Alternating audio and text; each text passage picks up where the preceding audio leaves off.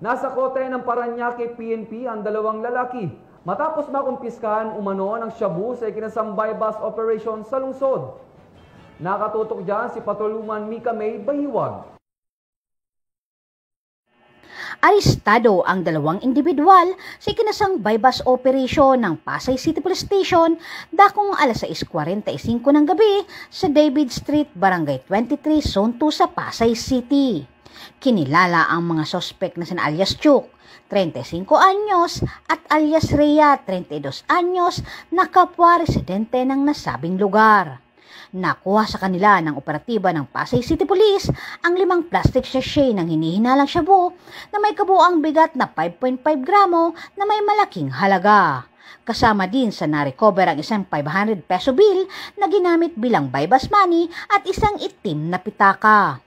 Kasalukuyang inihahanda ang mga kaukulang kaso laban sa mga sospek sa ilalim ng Republic Act 9165 o mas kilala bilang Comprehensive Dangerous Drug Act of 2002. Mula dito sa Camp Bagong Diwa, Bicutan, Taguig City, ako po ang inyong PNN correspondent, Patrolwoman Ivy Corporal, alagad ng batas, tagataguyod ng Balitang Pulis.